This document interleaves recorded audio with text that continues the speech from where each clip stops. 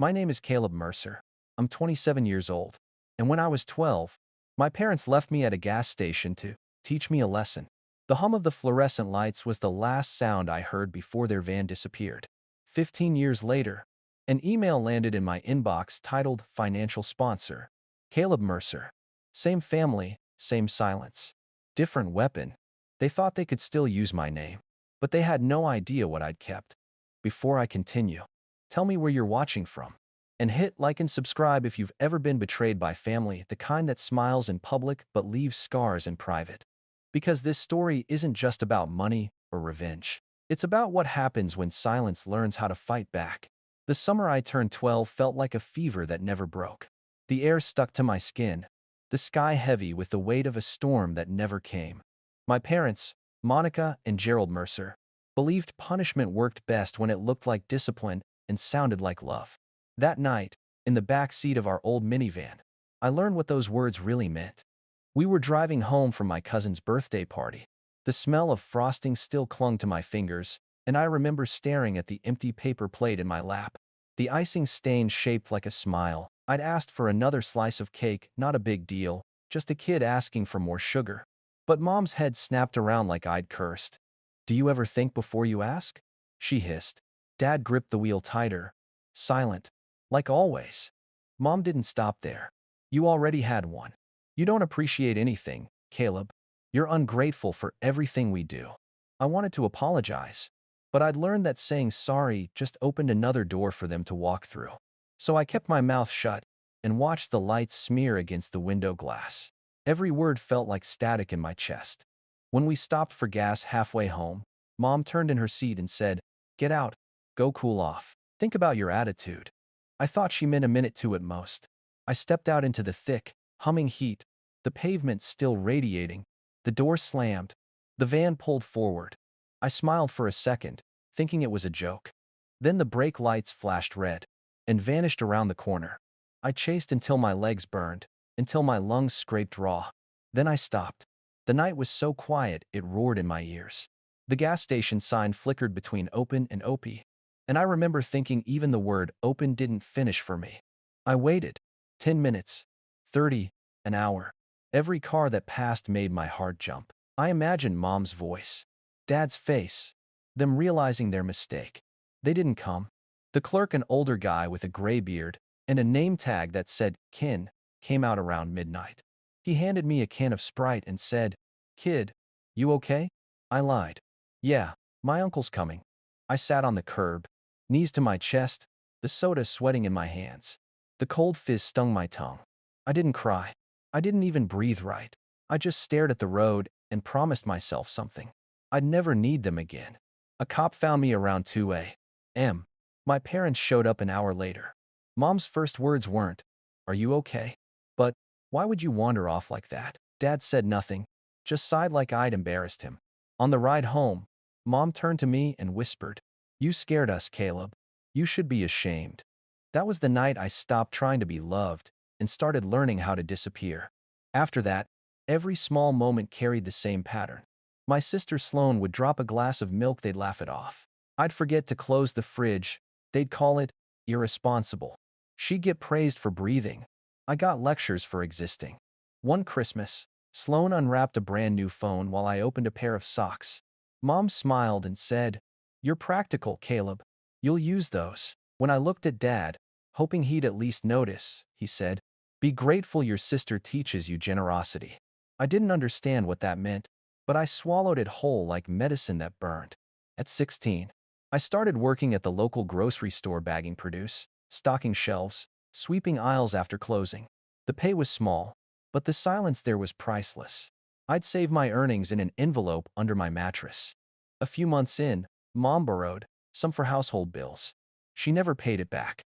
That was when I realized love, in our house, always had a receipt. Grandma Evelyn, Mom's mother, was the only one who ever looked at me like I wasn't something broken. She lived 3 towns over, in a small white house that smelled like lavender and dust. She'd sneak me cookies when Mom wasn't around and whisper, "You're not broken, darling. You're just planted in the wrong soil." I didn't get it then, but those words became the roots that kept me alive. When I was 18, graduation day came. I walked across the stage, shook hands, smiled for the camera, not theirs, because they never showed up. Afterward, I waited outside the school with my diploma in hand, the parking lot emptying until it was just me and the janitor locking the doors. They'd forgotten. Again. So, I walked home, 3 miles in the June heat, the tassel from my cap brushing my wrist like a reminder, you're on your own now. That night, I packed a backpack, a few shirts, a notebook, Grandma's old analog watch, and the photo of her sitting on the porch with me as a kid. I left quietly. No note, no goodbye, just silence. I moved into a cheap apartment over a laundromat. The walls were thin, the air smelled like detergent, and the floor creaked when I breathed. But it was mine. I worked 3 jobs: mornings at the store, afternoons delivering flyers, nights cleaning offices. Sleep was optional, survival wasn't. Sometimes, when exhaustion blurred my vision, I'd hear Mom's voice in my head, "You'll come crawling back." But I never did. I sent Grandma postcards from every place I lived. She'd reply in neat cursive, always signing off, "Keep your soil clean." When she passed, I didn't go to the funeral. I couldn't risk seeing their faces again. Still, when I think of her, I remember the flicker of that gas station sign, how it tried to spell open but couldn't finish. Maybe she was the only one who ever kept that door cracked for me. By 20, I'd saved enough to start taking online design classes. Art had always been my escape, drawing layouts on napkins, sketching fake logos on grocery receipts. When I launched Mercer & Co., it was just me, a secondhand laptop, and a coffee table for a desk. But every client, every contract, every email, I kept them all, labeled, dated, printed. Proof that I existed. Proof that I could build something from the ashes they left me in. I didn't know it then, but that obsession with receipts would one day save me. When I look back, my 20s feel like one long sprint through smoke, blurry, but burning with purpose. I was fueled by spite and caffeine, convinced that survival was the loudest kind of revenge. My apartment was small, my meals cheap, and my circle non-existent.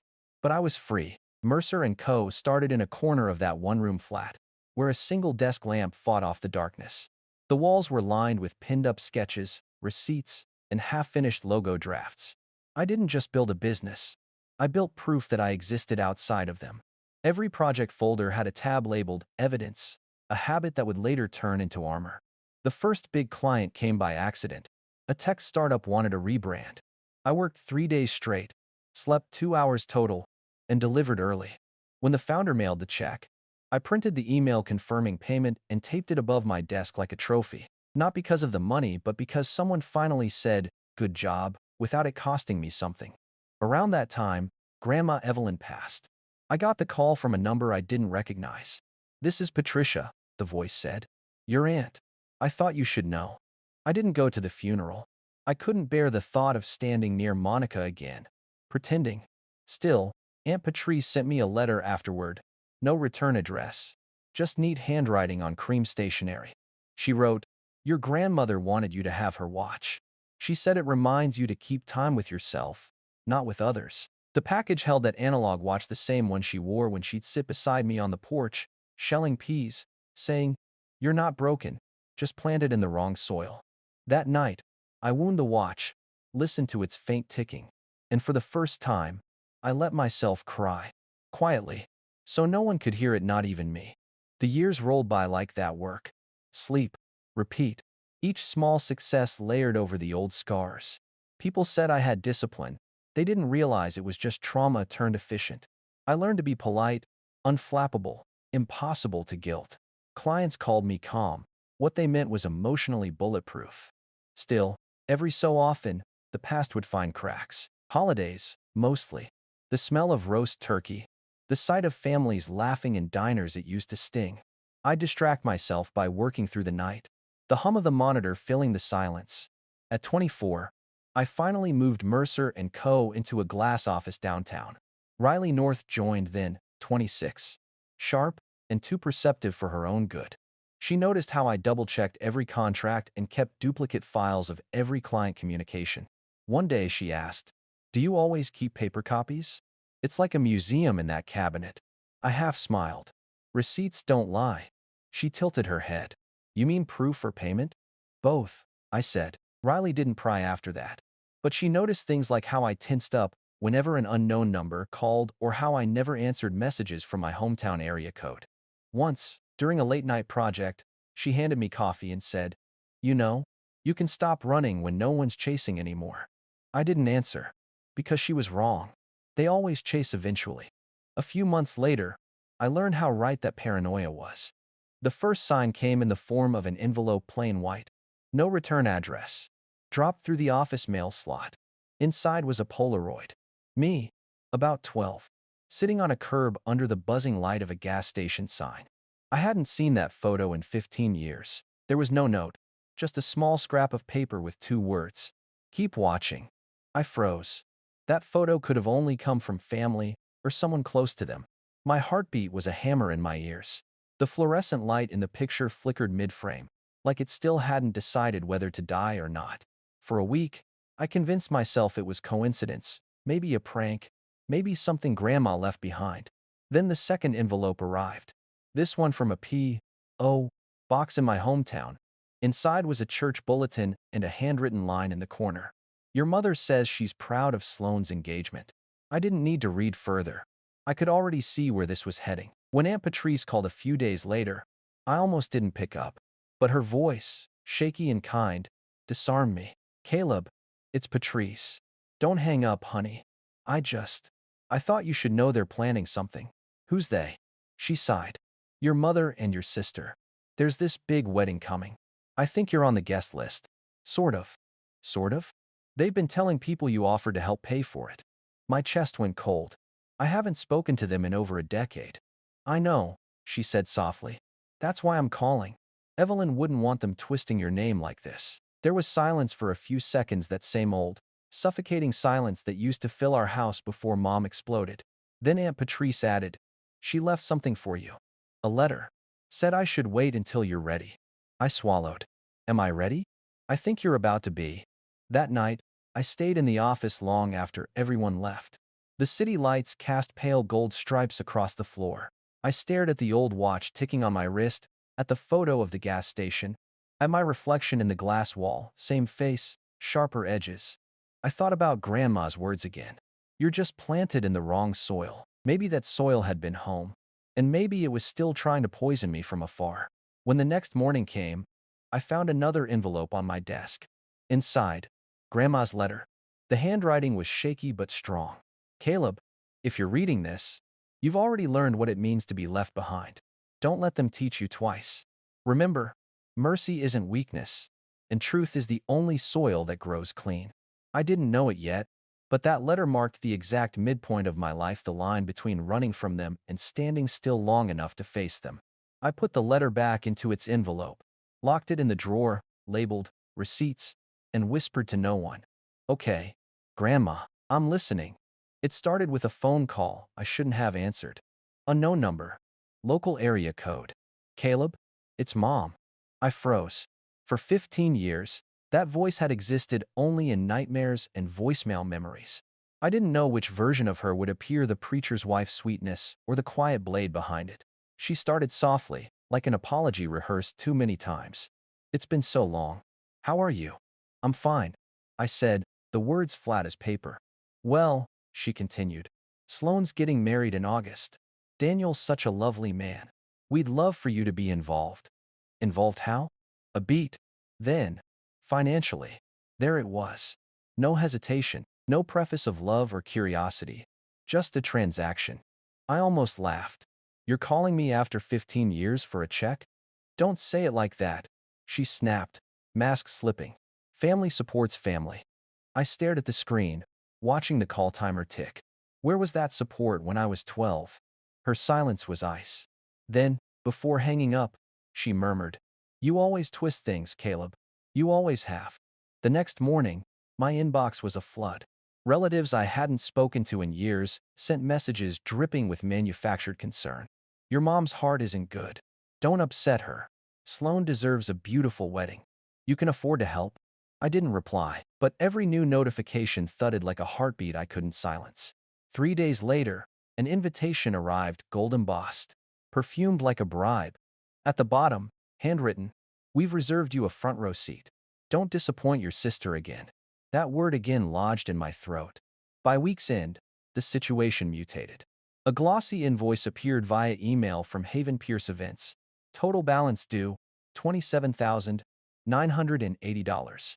Financial sponsor, Caleb Mercer. The attached note read, "Thank you for your generosity. Once the payment clears, we'll proceed with final arrangements." My stomach turned. I hadn't authorized anything. I hadn't even RSVP'd. I called the planner's office. "This is Caleb Mercer. I never offered sponsorship." The woman hesitated. "Oh, Mrs. Monica Mercer already confirmed. Said you preferred to keep things discreet." Discreet? That word tasted poisonous. I hung up, printed the email, slid it into the receipts folder, then called Darren Vu. He answered on the second ring. "Talk to me." "Possible forgery. Email chain from a planner. Check authorization I never gave." "Send everything," he said, tone sharpening. "And don't engage them again directly." That evening, I sat in my office, staring at the city lights reflecting off the glass. Riley noticed my expression and hovered at the doorway. Bad client? Worse. Family. She didn't ask more. She just placed a cup of coffee beside me and said, "Then we document everything." 2 days later, the next act of madness arrived. An actual check, mailed to my office, drawn from my own account, signature forged, handwriting almost perfect except for the way the R in Mercer looped too wide. I could tell it was Sloane's. She'd practiced my handwriting when we were kids, mimicking every curve to forge excuses for school. Back then, it was harmless. Now it was a crime. I called the bank immediately. The clerk confirmed, "Yes, we received a mailed pre-authorization, but it's on hold pending verification." "Freeze it," I said. Now, the relief lasted minutes before dread settled back in. Because someone had gone from emotional guilt to financial theft. That night, the phone rang again, this time my father. "Son," he started, voice gruff with forced authority. "We need to talk man to man. There's nothing to discuss. Your mother's heart can't handle this stress. Be reasonable." "Reasonable?" I said quietly. "You left me on a curb and called it discipline." He exhaled, half laugh, half snarl. "Still bringing that up? You were a difficult kid. We taught you a lesson." "That wasn't a lesson. That was abandonment." "Watch your tone," he warned. "You're talking to your father." Click. I hung up. After that, the smear campaign began. Subtle at first, posts from Monica about some people forgetting where they came from. Underneath, comments from cousins and church friends. "Money changes people. Such a shame." Within a week, my name became their family anecdote, proof that success equals arrogance. I didn't respond. Silence, I'd learned, terrifies bullies more than shouting. But silence also leaves a vacuum. And Mom filled it with her own narrative. Then came the voicemail from Sloane. Her tone was syrup with poison underneath. "You've embarrassed us. Mom's been crying for days. You could fix this with one phone call, you know? Daniel's family thinks you're heartless." I replayed it twice. The calm in her voice scared me more than anger ever could. I wasn't dealing with the past anymore. I was standing in its sequel, same cast. Bigger budget, higher stakes. By the end of that week, Darren called. "The bank confirmed the forgery," he said. "They're holding evidence for investigation. But there's something else. You've been listed as a dependent on your father's taxes for the last 2 years." My jaw locked. "What?" "He's been claiming you. Probably to offset deductions." "That's fraud, Caleb." I almost laughed, sharp, humorless. "They really never change." "No," Darren replied. "But this time, you have proof." I leaned back, staring at the old watch on my wrist, its second hand ticking like applause. I didn't know it yet, but the next envelope that arrived would burn every bridge still standing. The envelope came on a Thursday morning, hand-delivered to the office. No return address. Only my name typed neatly on the front. For a second, I thought it might be another forged invoice. But when I tore it open, a small black flash drive slid out. No note, no context. I turned it over in my hand, feeling that cold metallic hum that always preceded disaster. Riley caught the look on my face. "Another one?" "Yeah." She hesitated. "Want me to check it first?" "No," I said, plugging it in. "If it's a trap, it's mine." There was a single video file. Family dinner. MOV. The image shook like it was filmed on a phone. My parents' dining room, perfectly staged, polished silverware, Spotless tablecloth. A Bible in the background like set dressing. Monica was laughing, wine glass in hand. "It's about time Caleb did something for this family," she said. Sloane's voice chimed in, sharp and bright. "He owes us. He always has." Then Trent, her fiancé, raised a glass. "To our generous sponsor." Everyone laughed. I stared at the screen until my reflection blurred with theirs. My chest went cold. The laughter echoed through the office until it didn't sound like them anymore. It sounded like the hum of that gas station light. Riley broke the silence. "Who sent this?" I clicked the file info. Hidden in the metadata, recorded by P. Ellis. Patrice Ellis, my aunt. For the first time in weeks, something that almost felt like hope flickered in me. Not joy, not relief, just validation. Someone had finally seen. That night, I called her. "Patrice? I figured you'd call." Her voice trembled. "I should have spoken up years ago. That night at the gas station I saw it. Caleb, I saw them leave you." I closed my eyes. "You were there?" "I was behind them at the pump. Your mother said you needed to learn consequences." I told myself it wasn't my place. "It wasn't your fault," I said. "No, but I watched it happen and did nothing." She paused, then added softly, "Your grandmother left a letter for you. I think it's time you read it." The next day, a courier arrived with a sealed envelope, brittle with age. Inside, Grandma Evelyn's handwriting, fragile but deliberate. "If they ever reach for you again, remember the ones who abandon you will always return for what they think they left behind. Don't mistake that for love." I set the letter beside my computer, staring at it until the clock hit midnight. The following week, Darren called again. "It's getting bigger." I ran background checks on Trent Lawson. He's sitting on nearly 80 grand in betting debt. He's been trying to consolidate under his business's name. Guess whose donation he listed as collateral? My pulse stopped. "Mine." "Your forged check, Caleb. They used it as proof of family funding." I laughed dry, hollow. So the wedding wasn't about love. It was about covering a hole. "Exactly," Darren said. "And if that check clears, it links to your tax ID. You'd be the one the IRS calls." That was the moment the puzzle clicked. Every guilt trip, every sermon about family duty, every Facebook post, they weren't just manipulation. They were strategy. I spent the next 48 hours printing everything. Emails, invoices, voicemails, even the social posts where Monica preached about forgiveness and family unity. I pinned them all on the board in my office, the same glass wall where my clients' design drafts used to hang. Riley came in, froze, and whispered, "Looks like a crime scene." "It is," I said. Then came the twist I didn't expect. An email from Trent himself. "Hey man, sorry for all the drama. I don't want bad blood. If you could just cover a few costs, we'd be square. You don't even have to show up." I typed back one sentence. "Tell your fiancé to stop forging checks in my name." The reply came 5 minutes later. "What are you talking about?" I attached a photo of the check. His typing bubble appeared, disappeared, then came back. "Please don't go to the police. It wasn't Sloane's idea, it was your mom's." He was lying. The envelope with her handwriting proved it. But that lie told me something crucial. They were panicking. Within hours, the calls started again. Mom first crying, begging, promising it would all go away if I just withdrew the fraud report.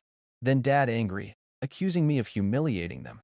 Then Sloane cold, furious, her words slicing through the speaker. "You just couldn't let it go, could you? You've ruined everything." Daniel's furious. "Mom's heart is breaking. If something happens to her, that's on you." That line, that perfect, weaponized guilt hit harder than any insult. For a second, the 12-year-old version of me resurfaced, waiting on a curb under the buzzing light, wondering what he'd done wrong. But the adult me, the one with proof, the one who'd built an empire out of receipts, didn't flinch. The next morning, I called Darren. "We're going to file formal documentation. Every text, every forged document, every voice message. I want it airtight." He paused. "Are you sure? This means war." I looked at the watch ticking on my wrist, Grandma's watch, and said, "Then it's about time." That weekend, I stopped answering calls entirely. No replies, no explanations, no defense.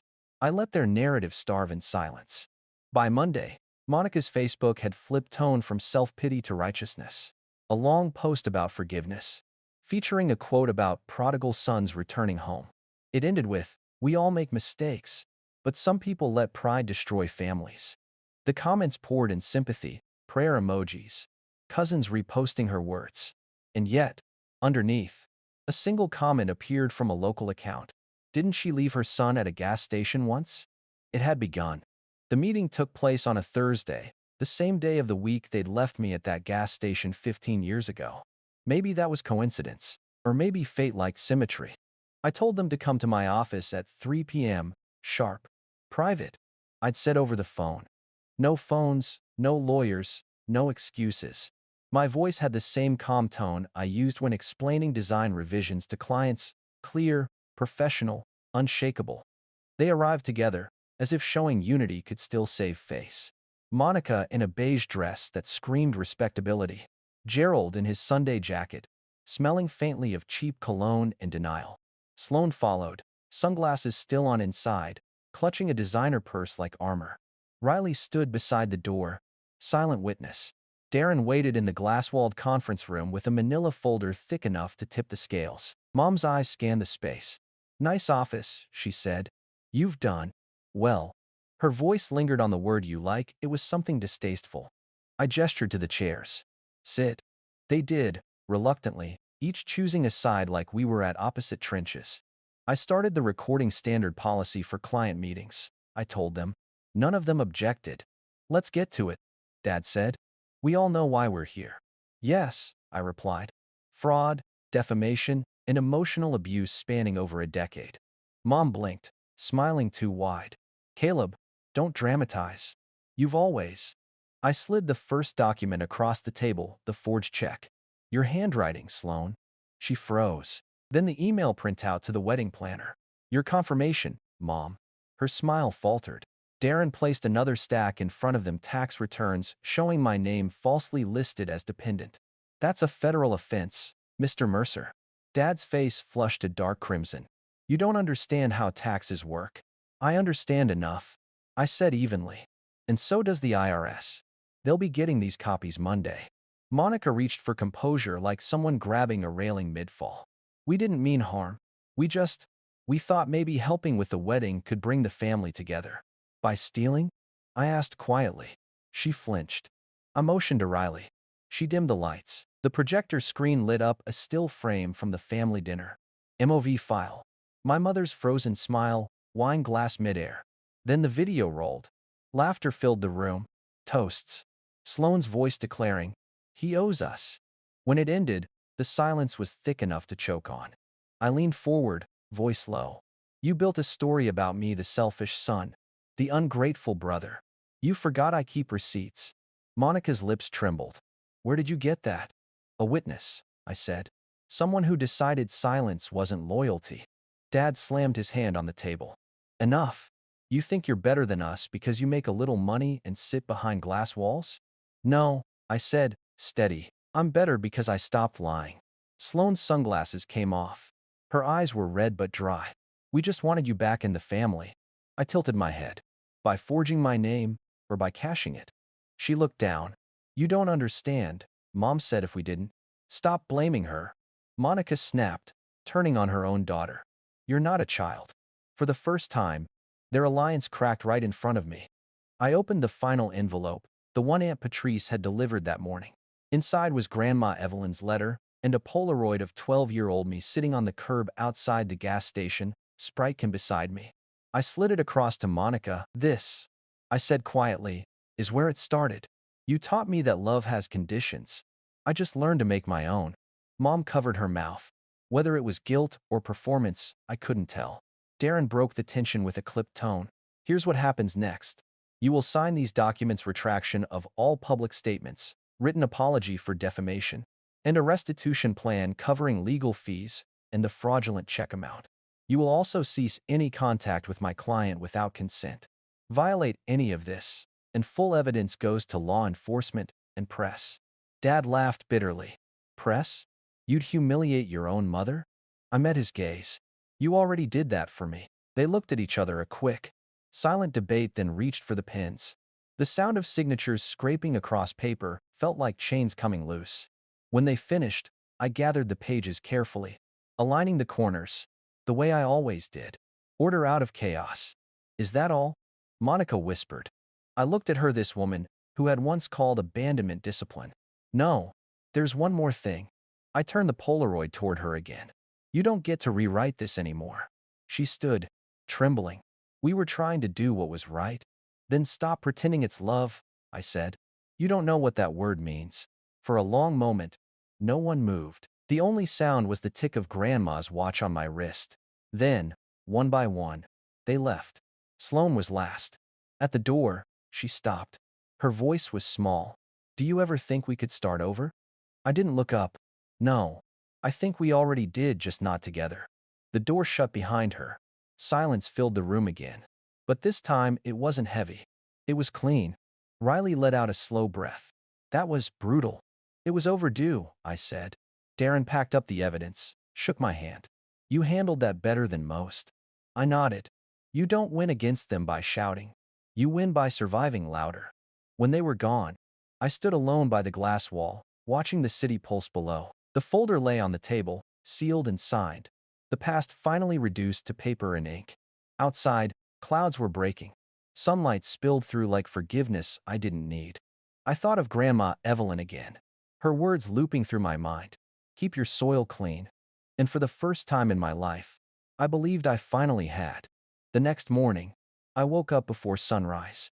The city outside my window still slept. A faint hum of traffic buried under the quiet.